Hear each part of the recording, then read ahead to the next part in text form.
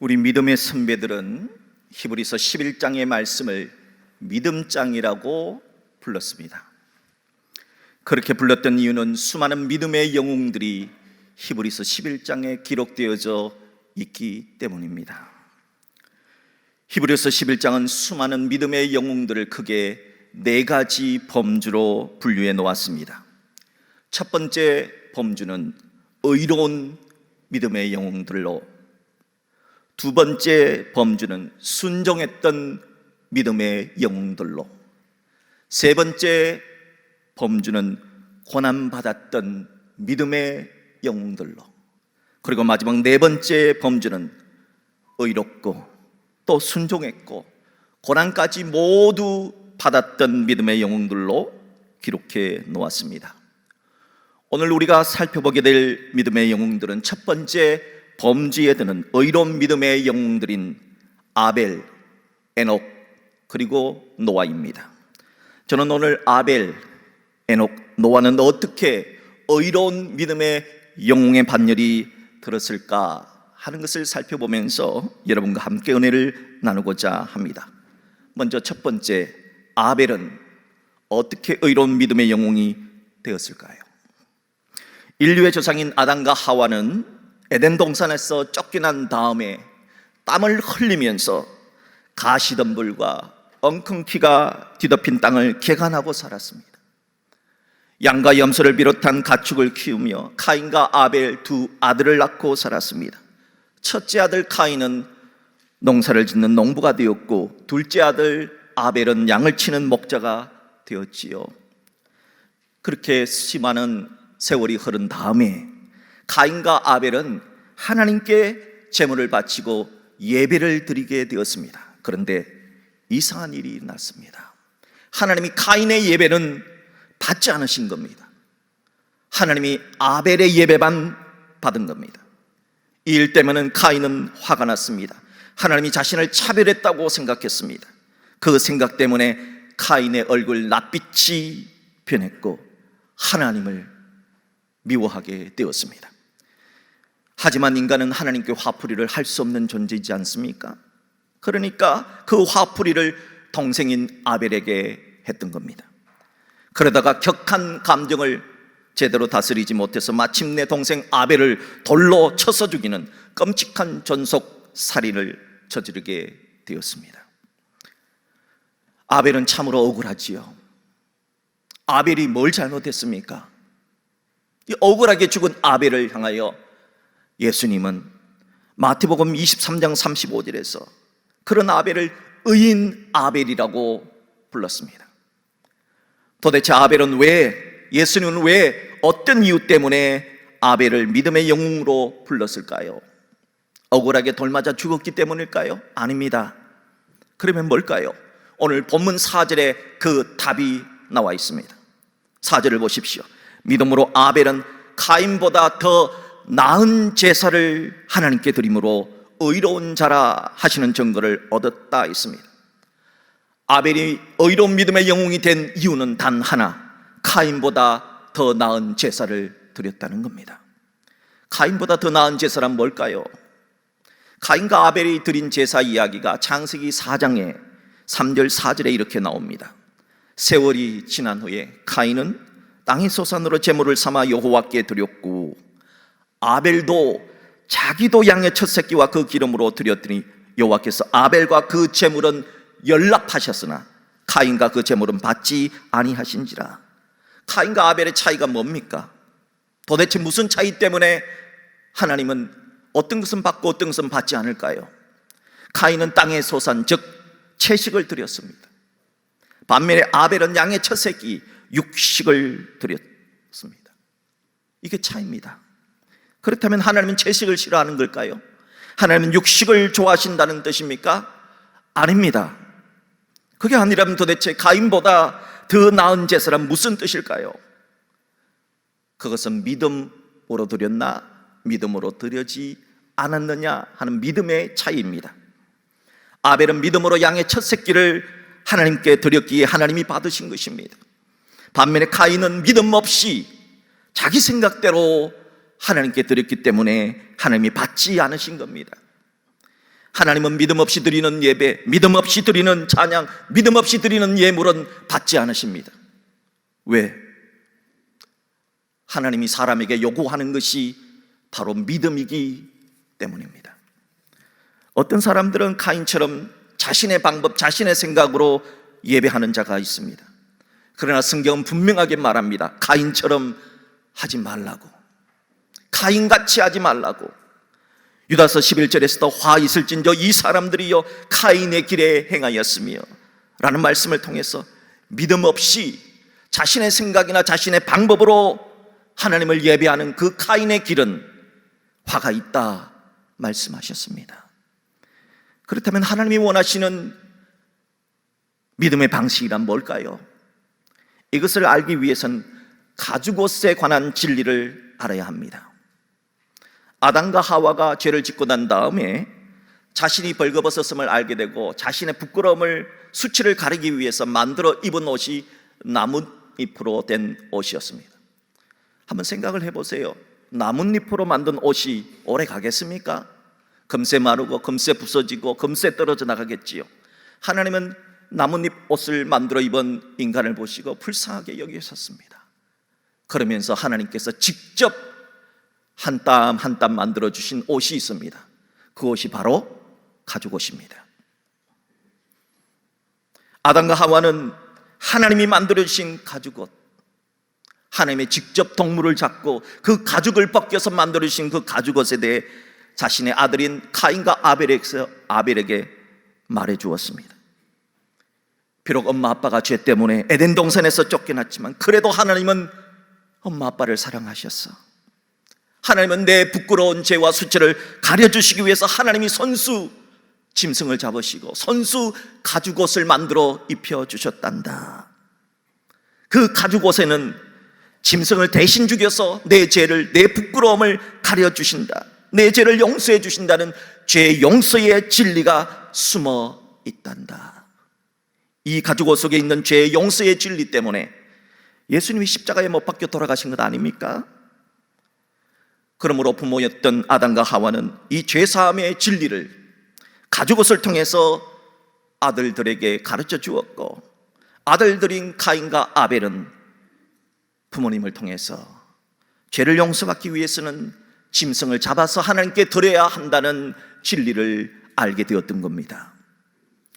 아벨은, 카인도 아벨도 모두 다 부모님의 말씀을 들었습니다. 하지만 두 사람은 달랐습니다. 아벨은 부모님을 통해 들었던 말씀을 믿었습니다.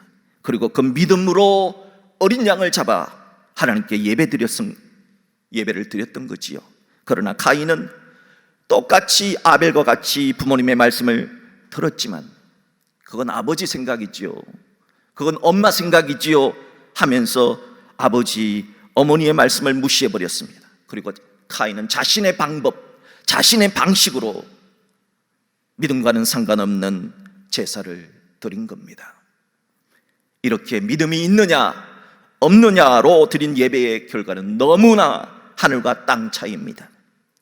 하나님은 믿음으로 드린 아벨의 제사와 예물은 받았습니다. 하지만 믿음 없이 드린 카인의 제사와 제물은 받지 않았던 겁니다. 그때 만약 카인이 믿음 없이 드린 카인의 제물과 예배를 하나님이 받지 않으셨다는 사실을 깨닫고 자신의 방식을 되돌아보고 회개했더라면 얼마나 좋았을까요? 하지만 카인은 자신의 방식을 되돌아보지 않았고 고치려 하지 않았습니다. 도리어 하나님의 방법을 멸시하고 그 분풀이를 아벨에게 했던 겁니다. 성경은 악한 카인에게 죽은 아벨에 대해서 이렇게 말합니다. 본문 4절을 보십시오. 그가 죽었으나 아벨은 죽었습니다. 우리 눈에는 다 죽은 사람입니다. 하지만 그 믿음으로서 지금도 말하느니라. 아벨이 세상에서는 죽었다고 말하지만 하나님 앞에서는 죽은 것이 아니라 살아있다는 겁니다. 사랑하는 여러분, 사람들은 죽었다라고 말하지만 하나님 앞에서 죽은 사람은 아무도 없습니다. 그걸 알아야 합니다. 지금도 아벨은 의로운 믿음의 영웅으로 하나님 앞에 서 있으며 성경에 기록되어져 있다고 말하고 있습니다. 사랑하는 성도 여러분, 아벨이 의로운 믿음의 영웅이 된 이유가 뭡니까? 가인처럼 하지 않았기 때문입니다. 가인처럼 자신의 생각, 자신의 방법으로 예배하고 찬양하고 헌금을 드는 것이 아니라 하나님이 원하시는 믿음의 방법으로 예배하고 찬양하고 헌금하고 봉사하고 헌신했기 때문임을 기억하십시오. 바라기는 어떤 상황 속에서도 믿음을 담아 찬송합시다. 믿음을 담아 예배합시다. 믿음을 담아 봉사하고 헌신합시다. 그리하여 우리들도 아벨 같은 의로운 믿음의 성도 되고 가인보다 더 나은 예배, 가인보다 더 나은 예물을 하나님 앞에 드리는 의로운 믿음의 사람으로 살아내는 우리 모두가 되시기를 주의 이름으로 축복합니다. 둘째로 에녹입니다. 에녹은 어떻게 의로운 믿음의 영웅이 될 수가 있었을까요? 예전에 성경 퀴즈를 하면은 꼭 등장하는 문제가 있어요. 그 문제 중에 하나는 죽지 않고 이 세상에서 하늘로 올라간 신비한 두 사람은 누구입니까? 하는 퀴즈입니다. 누굽니까? 엘리야 선지자와 오늘 본문에 나오는 에녹입니다. 본문 5절을 보세요. 믿음으로 에녹은 죽음을 보지 않고, 죽음을 보지 않고 옮겨졌으니 어디로 옮겨진 겁니까? 하나님이 그를 옮기심으로 다시 보이지 아니하였느니라. 믿음의 영웅 에녹은 죽음을 맛보지 않고 곧장 하나님께서 하늘나라로 천국으로 옮기셨다는 겁니다. 하나님께서 에녹을 얼마나 사랑하셨는지 죽음을 거치지 않고 곧바로 천국 데려갔다는 겁니다. 우리도 이렇게 되면 얼마나 좋을까요? 이것을 볼 때 우리가 사는 이 세상보다 하나님의 나라는, 천국은 훨씬 더 좋은 세상임을 알 수가 있습니다. 그러니까 하나님이 사랑하는 에녹을 이 세상보다 하늘나라, 천국이 훨씬 더 좋은 세상이니까 그 나라로 데려가신 것이 아니겠습니까? 그렇다면 에녹은 우리와 동일한 사람인데 어떻게 살았길래 죽음을 거치지 않고 하늘나라로 곧장 갈 수가 있었을까요? 그 답은 오늘 본문 5절 후반절에 나옵니다. 그는, 에녹은 옮겨지기 전에 하나님을 기쁘시게 하는 자라 하는 증거를 받았느니라. 에녹이 하나님을 기쁘시게 하는 삶을 살았기 때문에 그런 의로운 믿음의 영웅이 될 수 있었다는 겁니다. 어떻게 사는 것이, 어떻게 살았길래 에녹은 의로운 믿음의 영웅이 되고 또 하나님을 기쁘게 할 수 있었을까? 하나님을 기쁘게 한 것이 뭘까? 에녹에 대한 이야기를 살펴보면 구약의 한 구절, 신약의 한 구절이 등장합니다. 먼저 구약 창세기 5장을 보면은 믿음의 영웅 에녹이 하나님을 기쁘게 한 첫 번째 원인이 뭔가? 에녹은 300년을 하나님과 동행했다는 겁니다. 동행. 누구와 동행하는 겁니까? 하나님과 동행했기 때문에 하나님을 기쁘게 했다는 겁니다. 두 번째, 하나님을 기쁘게 한 이유는 신약 성경 유다서에 나옵니다. 유다서 14절 15절의 말씀입니다. 아담의 7대 손 에녹. 에녹은 아담의 7대 손입니다. 이 사람들에 대하여 예언하여 이르되, 에녹이 예언을 했답니다. 무슨 말씀을 했느냐? 보라, 주께서 그 수만의 거룩한 자와 함께 임하신나니 이는 무사람을 심판하사, 심판에 대한 예언을 했다는 겁니다. 어떤 심판입니까? 누구를 심판하는 겁니까? 모든 경건하지 않은 자가 경건하지 않게 행한 모든 경건하지 않은 일과 또 경건하지 않은 죄인들이 주를 거슬한 모든 완악한 말로 말미암아, 경건하지 않은 일, 경건하지 않은 말, 그걸로 말미암아 그들을 정죄하려 하심이라 하는 심판의 예언을 했다는 겁니다. 에녹은 그 당시 사람들에게 주님께서 심판하신다. 누구를 심판하십니까? 경건하지 않은 일을 한 사람, 경건하지 않고 완악한 말을 한 사람, 그 사람들을 심판하시는 물심판이 곧 다가오게 된다 하는 예언을 했다는 겁니다. 에녹은 바로 하나님의 물심판이 있음을 믿고 일을 할 때 경건하게 일했고, 말을 할 때 완악하게 말하지 않고 경건하게 말하려고 애를 썼다는 겁니다. 그것 때문에 하나님이 에녹을 보시고 기쁘게 여기셨다 하는 겁니다. 실제로 에녹은 아들을 낳고 난 다음에 아들의 이름을 지을 때 무두셀라라고 지었습니다. 무두셀라라고 하는 이름은 이 아기가 죽으면 심판이 온다, 심판이 떨어진다, 물심판이 온다는 뜻입니다. 여러분, 무두셀라는 969살까지 가장 성경에서 오래 살았던 사람이잖아요. 이 무두셀라가 죽고 난 다음에 어떤 일이 있느냐? 노아의 홍수 사건이 터집니다. 물심판이 터져서 세상 사람들이 다 물심판을 받게 되는 겁니다. 하나님께서 그리해 주신 것입니다. 에녹이라는 사람은 하나님께서 곧 물심판을 일으키실 것이다, 그것 때문에 우리는 경건하게 살아야 된다, 그것 때문에 우리가 말을 하더라도 경건하게 말해야 한다 하면서 본인도 그렇게 애쓰며 살았을 때 하나님은 그런 삶을 기쁘게 여겨주셨고, 그런 에녹을 죽음을 맛보지 않고 곧장 패스트 트랙으로 천국으로 데려가셨다 하는 겁니다. 사랑하는 성도 여러분, 바라기는 우리도 의로운 믿음의 영웅 에녹처럼 최후의 심판이 있음을 믿고 우리가 하는 일도 경건하게 하려고 애쓰고 우리가 하는 말도 완악하게 하지 않으려고 애쓰며 주님과 동행함으로 하나님을 기쁘게 하는 믿음의 삶을 살아내는 우리 모두가 될 수 있기를 주의 이름으로 축복합니다. 마지막으로 노아의 이야기입니다. 노아는 어떻게 의로운 믿음의 영웅이 될 수가 있었을까 하는 겁니다. 노아가 의로운 믿음의 영웅이 된 이유는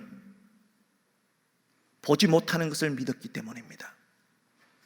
그리고 그 말씀대로 살았기 때문입니다. 노아 때까지만 해도 세상에 큰 비가 내린 적이 없었습니다. 노아는 홍수를 본 적이 없었습니다.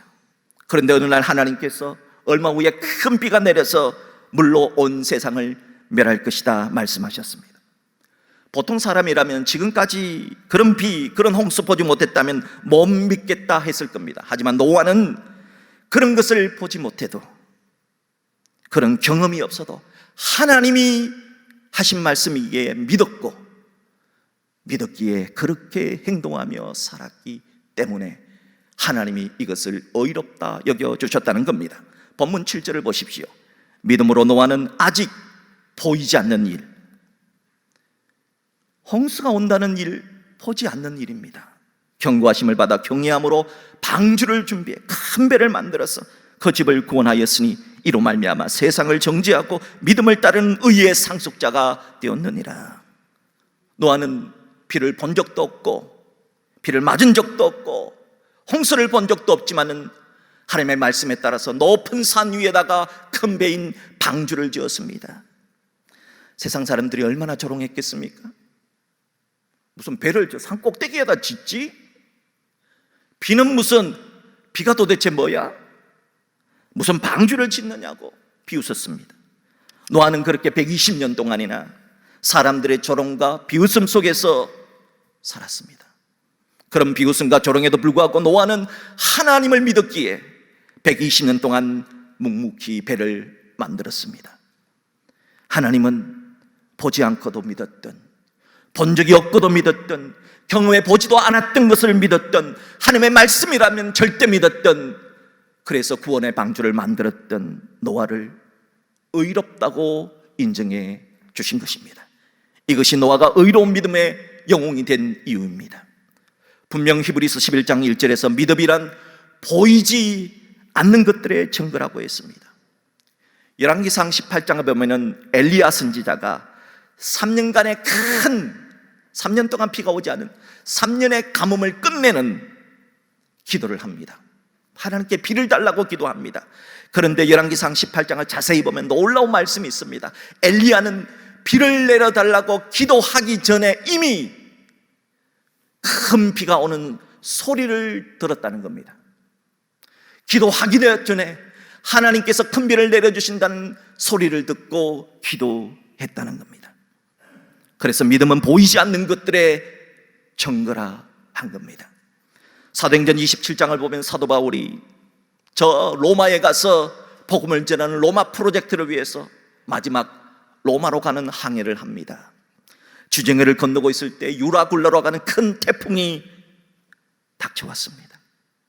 바다는 폭풍치는 바다였습니다. 먹지도 자지도 못한 상태에서 무려 14일 동안이나 지중해 바다 위에 해도 달도 별도 보이지 않는 깜깜한 상태에 있었습니다. 배가 전부 다 부서지는 형편에 있었습니다. 그런 상황 속에서 노 사도 바울은 이렇게 말합니다. 여러분이 안심하라. 배는 다 부서지지만 이 배에 타고 있는 사람은 머리 털끝 하나도 상하지 않을 것이다. 그렇게 선포했습니다. 도대체 사도 바울은 무엇 때문에 그런 말을 할 수가 있었을까요? 사도 바울은 하나님이 바울아 두려워하지 말라. 내가 가이사, 로마 황제 가이사 앞에 서야 하겠고 또 하나님께서 너와 함께 항해하는 자를 다 내게 주셨다 하는 하나님의 말씀을 믿었기 때문입니다. 사도 바울은 나는 하나님이 하신 말씀을 믿는다, 그러기에 그대로 되리라 확신한다 하는 그 믿음 때문에 폭풍 속에서도 여러분이여 안심하라, 안심하라, 안심하라 담대하게 말할 수 있었던 겁니다. 살아가는 성도 여러분, 노아의 보지 않고도 믿었던 믿음, 경험해 본 적 없어도 믿었던 믿음은 결국 노아뿐만이 아니라 가족 전체를 구원의 방주에 올라타게 함으로 대홍수에서 구원을 받게 했습니다. 누군가는 믿음에 대해서 이렇게 말합니다. 작은 겨자씨 하나, 여러분 겨자씨는요 좁쌀보다 더 적거든요. 그 좁쌀보다 더 적은 겨자씨 하나를 손바닥 위에 놓고 이제 땅에다가 심으려고 해요. 심기 전에 이렇게 보는 겁니다. 그 겨자씨 하나를 바라보면서 이 겨자씨가 장차 자라나서 큰 나무가 됐고, 그리고 수많은 동서남북의 새들이 와서 그 겨자씨 나무에 거하게 되는 꿈을 꾸는 것, 이것이 바로 믿음이라 했던 겁니다. 바라기는 아직 내 눈에 보이지 않아도, 내가 경험하고 체험한 적이 없어도 하나님이 하신 말씀이기에 믿고 믿었기에 행동했던 어이로운 믿음의 영웅 노아처럼 우리 모두도 내가 본 적 없어도 경험한 적 없어도 하나님의 말씀 위에 믿고 믿었기에 행동하는 믿음의 사람 될 수 있기를 주님의 이름으로 축복합니다.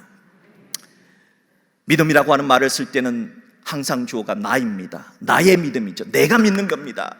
나의 믿음을 말하는 겁니다. 세상에서의 믿음은 이런 겁니다. 자기 자신을 맡기는 거거든요. 이발사를 믿는 사람이 자기의 목을 바칩니다. 의사를 믿는 사람은 자신의 몸뚱아리를 다 바칠 수가 있습니다. 믿기 때문에 바치는 거잖아요. 그렇다면 하나님에 대한 믿음을 가진 사람은 어떻게 해야 하느냐, 오늘 우리에게 말하고 있습니다. 성경에서 믿음은 어떻습니까? 하나님께 나를 완전히 맡기는 거지요. 이발사에게 맡기듯 의사에게 맡기듯 온전히 내 몸과 마음을 하나님께 바치는 겁니다. 오늘 우리들이 살펴본 아벨, 에녹, 노아는 그렇게 하나님께 모든 것을 바친 사람입니다. 그렇게 살았기에 의로운 믿음의 영웅이 된 것입니다. 오늘 그 의로운 믿음의 영웅이 우리에게 하는 말씀을 들으십시오. 그리고 아벨처럼 카인보다 더 나은 예배, 믿음으로 찬양하고 예배하고 헌신하고 헌금하고 하는 그런 카인보다 더 나은 예배를 드리는 이 시대의 아벨이 우리가 되었으면 좋겠습니다. 에녹처럼 최후의 심판이 있음을 믿고 주님과 동행하고 경건하게 일하고 완악하게 말하지 않고 그렇게 경건하게 살려고 애썼던 에녹처럼, 그래야 마침내 하나님을 기쁘게 한 에녹이 되었으면 좋겠습니다. 노아처럼 내가 본 적 없어도 내가 경험한 적 없어도 하나님이 말씀했기 때문에 하나님의 말씀에 대한 절대 믿음을 가지고 그 믿음대로 행동하며 살아가는 이 시대의 믿음의 사람, 그래야 우리 다음 세대에 부끄럽지 않는 믿음의 영웅은 못 되더라도 어려운 믿음의 사람들 다 될 수 있기를 주님의 이름으로 축복합니다.